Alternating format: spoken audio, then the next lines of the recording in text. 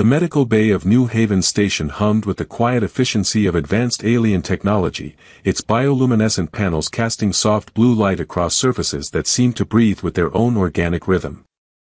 Dr. Sarah Chen adjusted the atmospheric settings on bed 7 for the third time that morning, ensuring the oxygen-nitrogen mixture remained optimal for her most challenging patient. Kira sat cross-legged on the medical bed, her crystalline skin shifting between pale blue and silver as emotions played across her delicate features. The 7-year-old Zephyrian girl had been Sarah's responsibility for 3 weeks now, ever since her guardian died from complications related to plasma exposure during a routine cargo transfer. The child's pointed ears drooped with exhaustion, and the empathic resonance fields that surrounded all members of her species flickered weakly, like a candle struggling against the wind. "The nutrient supplements taste better today," Sarah said gently, offering Kira a small cup filled with the specialized formula designed for young Zephyrian physiology. "I convinced the food processors to add those berry flavors you mentioned liking." Kira accepted the cup with both hands, her movements careful and precise in the way that suggested someone who had learned early that carelessness could lead to consequences. Her voice, when she spoke, carried the musical tones characteristic of her species, though her standard was still fragmented and uncertain.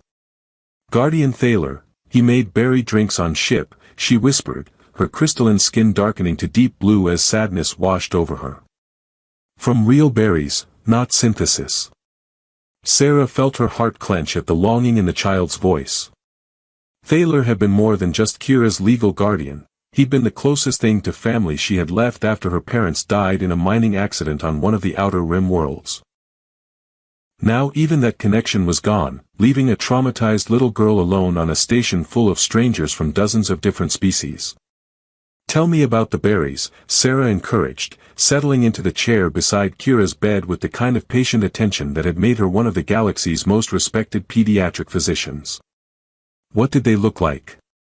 As Kira began describing the crimson fruits that grew on her homeworld, Sarah watched the child's empathic field strengthen slightly, the resonance pattern stabilizing as she focused on positive memories. It was a technique Sarah had developed during her years of cross-species medicine, encouraging traumatized children to connect with happy memories helped stabilize their psychological and physiological responses to stress. The medical bay's main entrance dilated to admit Nurse Coordinator Jinx, a blue-skinned Andorian whose efficiency in managing the station's diverse medical needs was legendary throughout the sector. His antennae twitched with concern as he approached Sarah's workstation. "Dr. Chen, we've received word that a Zephyrian diplomatic vessel will be docking in 6 hours, he said, his voice carrying the kind of professional calm that suggested impending complications. "Princess Liana herself is aboard." Sarah felt a chill that had nothing to do with the medical bay's controlled atmosphere. Princess Liana's reputation preceded her throughout the galaxy, fierce protector of her people, advocate for Zephyrian rights, and notoriously intolerant of what she perceived as interference from other species in Zephyrian affairs. "She's coming about Kira," Sarah said, though it wasn't really a question. Word of the orphan child situation would have reached Zephyrian authorities eventually, and Princess Liana made it her personal mission to ensure proper care for young members of her species. "The princess has requested immediate access to the child upon arrival," Jinx continued, his antennae drooping with sympathy. "She's also demanded a full report on Kira's medical treatment and psychological evaluation." From her position on the medical bed, Kira looked up with the kind of alert attention that suggested she understood more of the conversation than her limited standard might indicate. The crystalline patterns in her skin shifted toward anxious purple hues, and her empathic fields began resonating with distress. "What happens to me?" Kira asked, her musical voice small and frightened. Sarah moved to sit on the edge of the medical bed, offering her hand to the child in a gesture that had become natural over their weeks together. Kira immediately grasped her fingers, the physical contact seeming to calm the chaotic fluctuations in her empathic resonance. "Princess Liana wants to make sure you're being taken care of properly," Sarah explained carefully. "She's concerned about you being so far from other Zephyrians." "I don't want to go away," Kira whispered, her grip tightening on Sarah's hand. "You make the hurting stop. You understand the feelings." Sarah's throat tightened with emotion she couldn't allow herself to express. Over the past 3 weeks, she and Kira had developed a kind of bond that transcended species boundaries, a connection built on trust, understanding, and the simple human capacity for empathy that seemed to resonate with Zephyrian emotional sensitivity. "Princess Lyanna only wants what's best for you," Sarah said, though she found herself wondering if the princess would understand that "best" might not always mean traditional. The next several hours passed in a blur of preparation and mounting anxiety. Sarah compiled detailed medical records, psychological assessments, and treatment protocols, documenting every aspect of Kira's care with the kind of thoroughness that would hopefully demonstrate her competence to handle cross-species pediatric medicine. Meanwhile, Kira remained close to Sarah's side, her empathic fields growing increasingly agitated as she sensed the tension building throughout the medical bay. When the Zephyrian diplomatic vessel Stellar Grace docked with New Haven, Sarah felt the subtle shift in the station's atmosphere that accompanied the arrival of truly important individuals.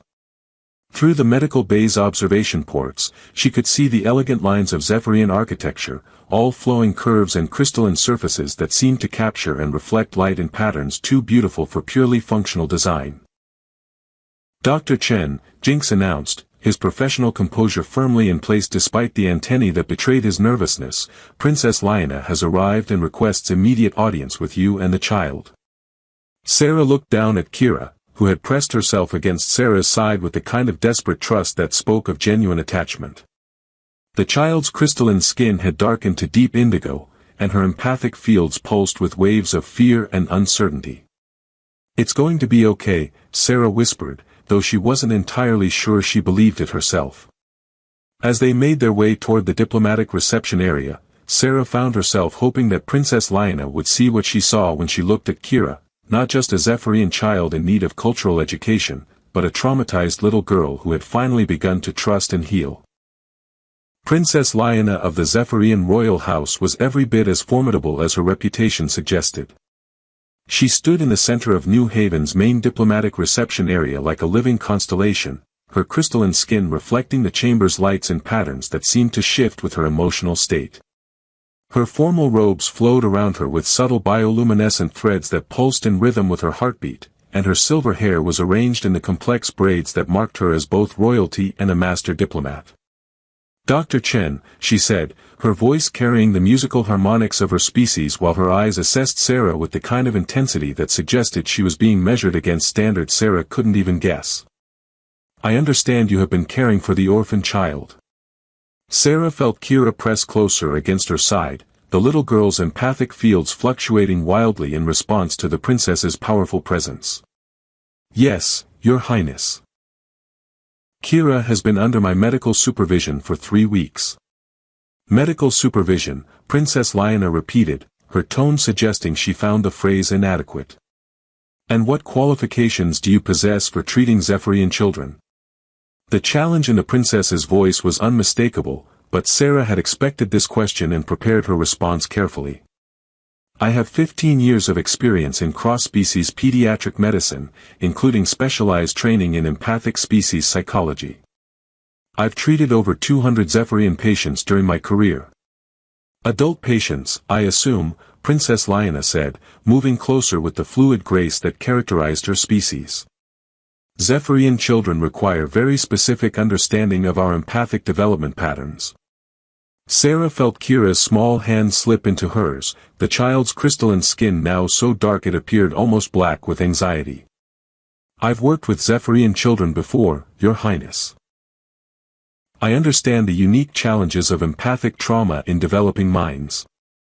Princess Lyanna's gaze shifted to Kira for the first time, and Sarah felt the child's entire body tense as those ancient, powerful eyes studied her with clinical assessment. When the princess spoke, her words were directed at Kira but carried undertones that suggested this was as much a test of Sarah's relationship with the child as it was an attempt at communication. "Child, do you understand who I am?" Kira's response was to press even closer to Sarah, her empathic fields now radiating such distress that Sarah could actually feel the emotional turbulence as a physical sensation in her chest. The little girl whispered something in the musical Zephyrian language that Sarah's translation implant rendered as a formal greeting, but her body language spoke of terror rather than respect. "She's been through significant trauma," Sarah explained, her protective instincts overriding diplomatic caution. "The sudden loss of her guardian, being stranded among strangers, it's going to take time for her to adjust to new people." "New people," Princess Liana said, her voice dropping to the kind of controlled whisper that somehow felt more dangerous than shouting.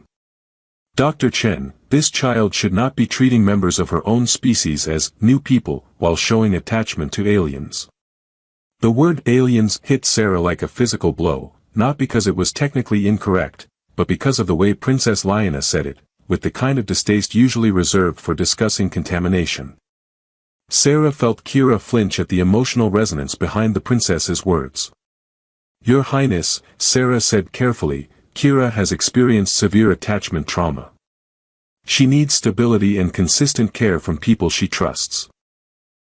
She needs proper Zephyrian cultural education and empathic guidance from adults who understand her species' developmental requirements," Princess Liana countered, her crystalline skin beginning to glow with barely controlled anger. "What you call attachment may actually be psychological dependence that will handicap her emotional growth." Before Sarah could respond, the reception area's main entrance dilated to admit several members of Princess Liana's entourage, including what appeared to be advisors, security personnel, and a figure wearing the robes of a Zephyrian child welfare specialist. The sudden influx of alien presences caused Kira's empathic abilities to spike with overwhelming input, and the child made a sound of distress that cut through Sarah's heart like a blade. "It's okay, sweetheart," Sarah whispered, kneeling to bring herself to Kira's eye level. "Just breathe the way we practiced." She began the breathing exercises they developed together, a technique that combined human stress management with adjustments for Zephyrian physiological responses. Kira followed her lead, her crystalline skin gradually lightening as the breathing helped stabilize her empathic overload. Princess Liana watched this interaction with an expression that shifted from anger to something approaching confusion. "What technique is that?" she demanded. "Modified autonomic regulation therapy, adapted for empathic species," Sarah replied, continuing to guide Kira through the breathing pattern. "It helps manage emotional overflow by giving the conscious mind something to focus on while the empathic centers recalibrate." "That should not be possible," the Zephyrian child welfare specialist said, stepping forward with obvious interest. "Human understanding of empathic psychology lacks the necessary cultural context for effective therapy." Sarah looked up from Kira's now calming form to meet Princess Liana's increasingly intense gaze. "Your Highness, I may not be Zephyrian, but I've spent years learning to work with empathic children. Trauma is trauma, regardless of species. The basic principles of trust, safety, and consistent care apply universally." "Basic principles," Princess Liana repeated, her voice carrying dangerous undertones. "Dr. Chen, you are caring for a member of the Zephyrian royal bloodline." The words hit the reception area like a small explosion. Sarah felt her world tilt as she processed the implications, while the various diplomatic personnel began exchanging glances that spoke of complications she was only beginning to understand. "Royal bloodline?" Sarah whispered. Princess Liana's expression had shifted to something that looked almost like pain. "Kira is my daughter's child. Her parents died in what the official reports called a mining accident, but which was actually an assassination attempt against our family. She was placed in protective custody with Guardian Thaler, and now..." She looked at the little girl clinging to Sarah with desperate trust. "Now she treats strangers as family and family as strangers." The silence that followed was broken only by Kira's quiet breathing and the subtle hum of the station's life support systems. Sarah felt the weight of revelation settling around her like gravity from a collapsing star, understanding finally why Princess Liana's anger seemed so personal, so deeply wounded. The revelation that Kira was Princess Liana's granddaughter transformed the diplomatic reception area into something resembling a crisis management center. Security protocols activated automatically as the station's AI recognized the presence of endangered Zephyrian royalty, while various advisors began speaking in rapid, musical Zephyrian that Sarah's translation implant could barely keep up with. "Your Highness," Sarah said, her voice carefully controlled despite the emotional storm raging in her chest. Why wasn't I told about Kira's heritage? Princess Liona's crystalline skin flickered through patterns of silver and deep blue as conflicting emotions played across her features. Guardian Thaler was instructed to maintain absolute secrecy about her identity. The fewer people who knew, the safer she would be from those who killed her parents. Sarah looked down at Kira, who had gone very still against her side, her empathic fields radiating the kind of controlled terror that suggested she understood far more of this conversation than anyone realized. "Sweetheart, did you know?" Kira's whisper was so quiet that only Sarah's proximity allowed her to hear it. Guardian Thaler said never tell. Said the bad people would find me if I told. The child's words hit Princess Liona like a physical blow, her regal composure cracking to reveal genuine anguish underneath. She's been living in fear, hiding her identity, trusting no one with the truth of who she is. Until now, the Zephyrian child welfare specialist observed, studying the way Kira remained pressed against Sarah's side. She has clearly formed significant attachment to Dr. Chen. Princess Liona's expression hardened again, royal duty reasserting itself over personal pain. Which is precisely the problem. Kira belongs with her own people, learning her cultural heritage and developing proper empathic discipline. What if that's not what she needs right now? Sarah asked, her protective instincts overriding diplomatic caution once again. Your Highness, with respect, Kira has experienced multiple traumatic losses. Forcing another separation could cause permanent psychological damage. You dare lecture me about the welfare of my own granddaughter? Princess Liona's voice carried harmonics that made the reception area's crystal fixtures ring in sympathetic resonance. The confrontation was interrupted by Kira herself, who suddenly pulled away from Sarah and stepped toward Princess Liona with the kind of trembling courage that broke Sarah's heart. When she spoke, her words were in heavily accented standard, but clear enough for everyone to understand. Please don't take me away from Dr. Sarah. She makes the nightmares stop. Princess Liona stared at the child for a long moment, her empathic senses clearly reading the genuine terror and desperate hope radiating from her granddaughter. Child, you belong with family. With people who understand what you are. She understands, Kira insisted, pointing at Sarah with a small hand that trembled with emotion. She feels the feelings even though she's not Zephyrian. She makes the sadness smaller. Before Sarah could respond, alarms began blaring throughout the reception area. The station's emergency lighting activated, bathing everything in pulsing red illumination as automated systems announced a medical emergency in the diplomatic quarters. What's happening? Princess Liona demanded, her royal training immediately shifting her into crisis management mode. Empathic cascade failure, reported one of her advisors, checking readings on a portable scanner. Someone's experiencing uncontrolled emotional amplification. Sarah looked at Kira and felt her blood turn to ice. The child's crystalline skin had gone completely transparent, revealing the underlying bioluminescent network that regulated Zephyrian physiology. But instead of the gentle, steady patterns that indicated health, Kira's internal systems were pulsing erratically, creating feedback loops that grew more intense with each cycle. She's going into empathic shock, Sarah realized, moving toward Kira with the kind of focused urgency that came from years of emergency medicine. The emotional stress is overloading her nervous system. Princess Liona watched in horror as her granddaughter's condition deteriorated rapidly. Empathic cascade failure was one of the most dangerous conditions that could affect young Zephyrians, often proving fatal if not treated immediately by specialists who understood both the physiological and psychological components of the crisis. Stand back, Dyar. Chen, the child welfare specialist ordered, moving toward Kira with medical equipment designed specifically for Zephyrian physiology. This requires specialized knowledge that humans cannot possess. But Sarah was already kneeling beside Kira, her hands moving with practiced precision as she began implementing the emergency protocols she developed during her years of cross-species medicine.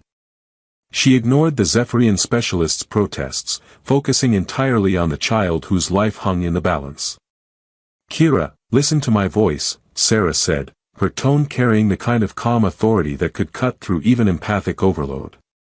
Remember the breathing exercises. Remember how we practiced controlling the feelings. She began the modified breathing pattern, but this time she added something new, a gentle humming that seemed to resonate with the same frequency as Kira's erratic bioluminescence. It was a technique Sarah had never tried before, born from instinct rather than training, but something about the sound seemed to stabilize the chaotic patterns racing through Kira's nervous system. "Impossible," whispered the Zephyrian specialist, watching as Kira's condition began to improve under Sarah's care. "Humans cannot achieve harmonic resonance with Zephyrian empathic frequencies." Princess Liana stared at Sarah with an expression that mixed shock, confusion, and something that might have been dawning recognition. "Dr. Chen, what you're doing, it should not be possible for your species." Sarah continued the harmonic humming while monitoring Kira's vital signs, watching as the child's crystalline skin gradually returned to its normal blue-silver patterns. "I don't know why it works, Your Highness. I just know that it does." As Kira's condition stabilized and the emergency alarms finally fell silent, Princess Liana found herself facing a reality that challenged everything she thought she knew about interspecies relationships and child welfare. Her granddaughter lay peacefully in the arms of a human doctor who had just accomplished something that should have been physiologically impossible, using techniques that bridged the gap between human medical knowledge and Zephyrian empathic sensitivity. "Dr. Chen," Princess Liana said quietly, her voice carrying none of its earlier hostility, "I believe we need to have a much longer conversation about Kira's care." The private conference room aboard the Stellar Grace felt more like a sanctuary than a diplomatic space, its walls lined with living crystal formations that pulsed gently with bioluminescent patterns synchronized to the ship's life support systems. Princess Liana sat across from Sarah at a table that seemed to have grown from the floor itself, while Kira slept peacefully on a nearby meditation platform, her crystalline skin now showing the healthy silver-blue patterns of normal rest. 17 years ago, I lost my daughter and her husband in what our intelligence services finally confirmed was an assassination, Princess Liana began, her voice carrying the weight of old grief carefully controlled. Kira was barely 2 years old, the only survivor of an attack designed to eliminate a potential heir to the Zephyrian throne. Sarah watched the princess's empathic fields fluctuate with suppressed emotion, understanding for the first time the depth of pain that had driven Liana's fierce protectiveness. Guardian Thaler was chosen to protect her. "He was my daughter's childhood friend, someone we trusted completely," Princess Liana replied. "His cover as an independent trader allowed him to keep Kira hidden while she grew up, but he was never meant to be her permanent guardian. The plan was to bring her home when she reached adolescence and could better protect herself." The irony wasn't lost on Sarah. Kira had been hidden away from her own people for so long that they had become strangers to her, while the humans she'd encountered during her travels had become her emotional anchor points. But now she's bonded to people outside her species. Princess Liana nodded, her gaze shifting to her sleeping granddaughter. "When I saw her clinging to you instead of showing proper recognition of her own family, my first instinct was anger.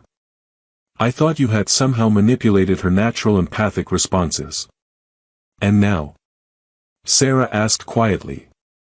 "Now I realize that you saved her life in ways I didn't understand," Princess Liana admitted. "The harmonic resonance technique you used during her empathic cascade," Dr. Zetha analyzed the recordings, "and she believes you somehow adapted your own neural patterns to match Zephyrian empathic frequencies."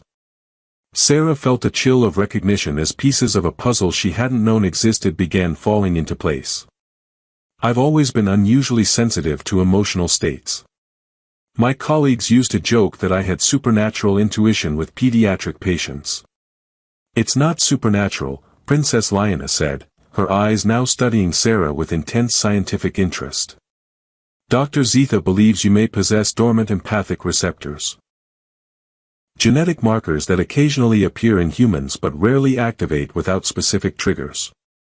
The implications hit Sarah like a physical force. "You think caring for Kira activated latent empathic abilities?" "I think," Princess Liana said carefully, "that you and my granddaughter have formed the kind of empathic bond that my people consider sacred." A connection that transcends species and creates genuine family ties at the neurological level. They were interrupted by a soft sound from the meditation platform as Kira began to wake, her crystalline skin gradually brightening as consciousness returned. She sat up slowly, looking around the unfamiliar space with the cautious alertness of someone who had learned early to assess potential threats in new environments. "Dr. Sarah," she called softly, her empathic fields reaching out across the room in search of familiar resonance patterns. "I'm here, sweetheart," Sarah replied, moving to sit beside the child on the platform. Immediately, Kira curled up against her side, the trust and comfort in the gesture speaking louder than words could manage. Princess Liana watched this interaction with an expression that had evolved from anger to understanding to something approaching wonder. "Dr. Chen, I came here prepared to remove Kira from what I saw as an inappropriate situation. Instead, I find myself confronting evidence that challenges everything I thought I knew about interspecies relationships. What does that mean for Kira's future?" Sarah asked, though she dreaded the answer. Princess Liana was quiet for a long moment, her empathic senses clearly reading the emotional currents flowing between Sarah and Kira. When she finally spoke, her words carried the weight of royal decree. Zephyrian law includes provisions for cross-species guardianship in cases where the child's welfare supersedes traditional placement protocols. Sarah felt her heart skip several beats. Cross-species guardianship? It requires extensive legal documentation, cultural education requirements for the guardian, and ongoing oversight from Zephyrian child welfare specialists, Princess Liana explained. But given the evidence of genuine empathic bonding and your demonstrated ability to provide appropriate medical and emotional care. She trailed off, looking at Kira, who had fallen asleep again against Sarah's side, her empathic fields radiating the kind of deep contentment that spoke of feeling truly safe for the first time in weeks. "I would be honored to accept that responsibility," Sarah said quietly, understanding that she was accepting not just legal guardianship but a fundamental change in her entire life. "But I want Kira to know about her heritage, her culture, her family." Princess Liana's smile was the first genuinely warm expression Sarah had seen from her. "Dr. Chen, you will have the full resources of the Zephyrian royal house to help you provide Kira with proper cultural education. And..." She paused, her empathic senses clearly reading something in the emotional resonance between Sarah and Kira. "I believe my granddaughter has found something with you that she never could have found even with her own people." "What's that?" Sarah asked. "A parent who chose her out of love rather than duty," Princess Liana replied. "Someone who saw a traumatized child in need of care rather than a royal heir in need of training." As the Stellar Grace prepared to escort them back to New Haven Station, where Sarah would begin the complex process of formal cross-species adoption, Princess Liana established new protocols for Zephyrian children in similar situations. Kira's case would become the foundation for policies that prioritized the child's genuine welfare over traditional expectations, recognizing that sometimes love and proper care could transcend the boundaries of species and culture. Months later, Sarah watched Kira help treat other traumatized alien children in New Haven's medical bay, her unique perspective as someone who had experienced both loss and recovery making her a natural helper for others in similar situations. The little girl's empathic abilities had developed under Sarah's guidance into something truly special, not just the ability to sense emotions, but the wisdom to help others process their feelings and find healing. "Dr. Sarah," Kira said one day, her crystalline skin glowing with the healthy patterns of a child who felt loved and secure, "Princess Grandmother says I can visit the homeworld next month." Sarah smiled, knowing that Kira's connection to her Zephyrian heritage would always be important, but confident that their bond had created a foundation strong enough to support whatever challenges the future might bring. Sometimes the most important families weren't the ones you were born into, but the ones you chose, and who chose you back.